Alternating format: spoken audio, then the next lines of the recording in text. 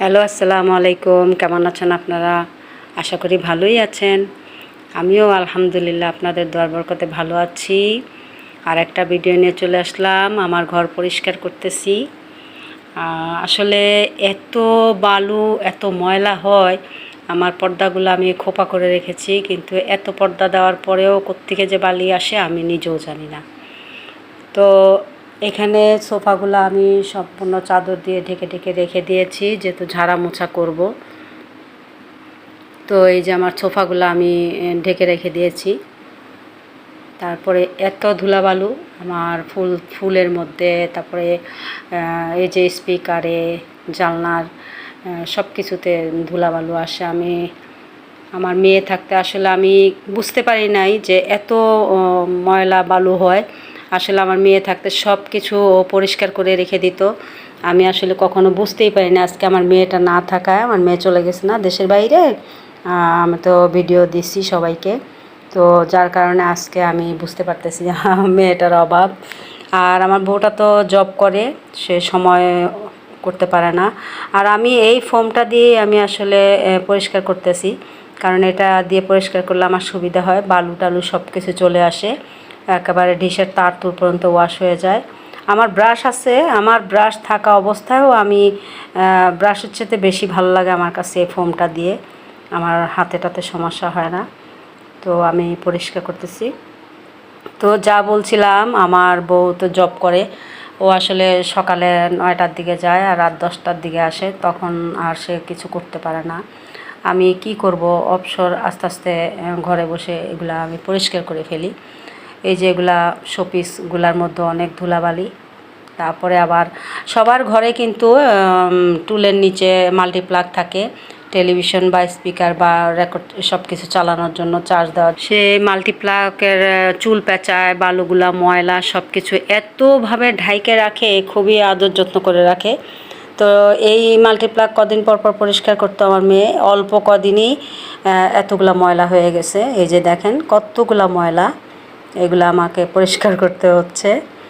তো আসলে আমার মেয়ে আমাকে সবসময় বলতো, আম্মু আমি আসি তো বুঝেন না, আমি চলে গেলে অবশ্যই বুঝবেন যে আমি কি ছিলাম আসলেও। তো আমার জানলা সব কিছু মোছা হয়ে গেছে, আমি এখন ঘরটা মুছবো। আমি আসলে নিজের হাতে নিজে কাজ করা আমার অনেক ভালো লাগে, আমি অনেক পছন্দ করি, যেমনই করি যতটুকুই করি। তো মেয়ে থাকতে আর কি একটু মেয়েটা সুখ দিছিল, এখন কিচ্ছু করার নাই, মেয়ে স্বামীর কাছে চলে গেছে। তারপরে আমি আবার এখন বাসায় একা, বাসায় অবশ্য দেখতে পাচ্তেছেন নিরিবিলি কেউ নাই। আমি আমার কাপড় ভিজাবো, কয়টা কাপড় ভিজানোর জন্য আমার বেডরুমের সাথে আমার অ্যাটাচ বাথরুম আছে, এখানে বড় বোলটা নিয়ে আমি ডাইনিংয়ে চলে যাচ্ছি আমার কাপড় চোপড় আমি ভিজাবো। তো আমার না, অবশ্য আমার ছেলের কটা কাপড় চোপড় আমি ভিজাচ্ছি, কারণ আমার বউ সময় পায় না, আমি আগেই বলেছি। আমার আবার একটা কি, কাজের লোক দিয়ে কাজ করে আমি খুব একটা শান্তি পাই না। কাজের লোক যদি ধুয়ে চলেও যায়, আমি আবার ওটাকে আবারও ধুয়ে নেই, আমার ভালো লাগে না। নিজের হাতে নিজের কাজ করাটা অনেকটা আনন্দের ব্যাপার, একটু কষ্ট হয়। তারপরে আমি এখন একটু গুঁড়া সাবান দিয়ে দিচ্ছি।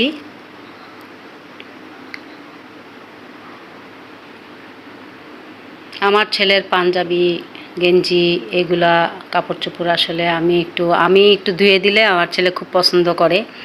আর আমি একটু গরম পানি দিচ্ছি, হালকা একটু গরম পানি দিচ্ছি, যেহেতু চুলায় গ্যাস নাই। আমার এখানে হাঁড়ি পাতিল, বান্টো পাতিল সব কিছুই এখানে ধোয়া পড়ে আছে। আসলে আমি ধুবো আস্তে আস্তে। তো আমি এখানে মশলাটা বের করে রেখেছি রান্না করার জন্য। তো অমলি গরম হইলেই হবে, যেহেতু গ্যাসের অভাব, আমরা সবাই করতেছি গ্যাসের কষ্টটা। তো একটুখানি গরম হইলেই আমার হয়ে যাবে। পাঞ্জাবির কাপড়ে অতটা গরম দিতে হয় না, আলহামদুলিল্লাহ চুলায় গ্যাস আছে অবশ্য।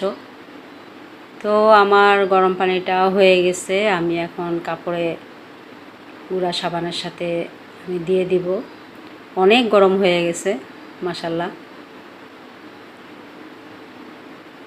অনেক গরম হয়ে গেছে। আর আমি যেহেতু পাঞ্জাবিটা একটু সুতি না, আর একটু ঠান্ডা পানি আমাকে দিতে হবে।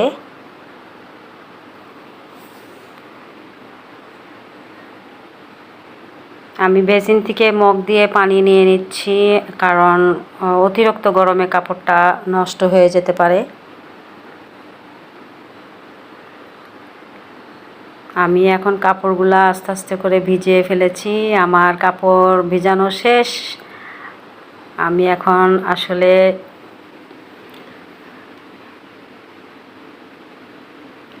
আমার রান্নাবান্না গোসল আমার এটাতে আমি সময় পাই নাই রান্নাবান্নাটা দেখানোর জন্য। আর কি আর এটা এমন কিছু রান্না না, সামান্য একটু যেহেতু বৃষ্টি পড়ছে আমি একটু খিচুড়ি করে ফেলছিলাম, আমরা মা ছেলে দুজন খাবো। আর ডিম ভুনা করে ফেলছিলাম, একটু ঝোল দিয়ে করছি, যেহেতু দো পেঁয়াজা বেশি শুকনা করলে আমাদের একটু ঝোলের দরকার, যেহেতু খিচুড়ির সাথে একটু ঝোল না হলে আবার একটু সমস্যা লাগে। আসলে আরও কিছু রান্না করার দরকার ছিল, কিন্তু আমার সময়টা হয়ে ওঠে নাই, যার কারণে আমি একটু ভাজি বা অন্য কিছু করতে পারতাম, শুটকি ভুনা, কিন্তু আমার সময়টা হয়ে ওঠে নাই। নামাজ পড়া, গোসল করা এটাতে দেরি হয়ে যায়, এই জন্য আমি বেশি কিছু রান্না করতে পারি নাই।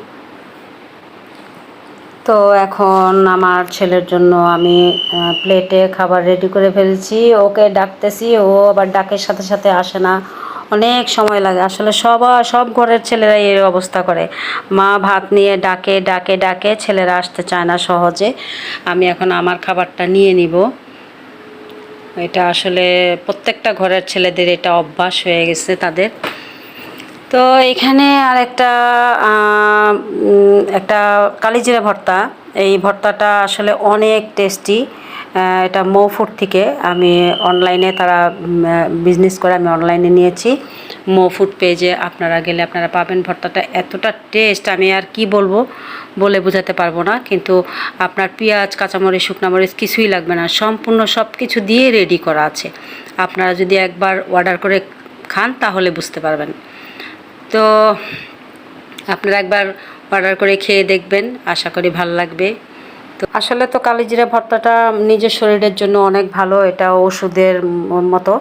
আর এটা কোনো ফালানোর জিনিস না, কালোজিরা শরীরের জন্য অনেক ভালো, অনেক উপকার করে, এটা আপনারা সবাই জানেন, আমিও জানি। তো খাবেন। আসসালামু আলাইকুম, আল্লাহ হাফেজ।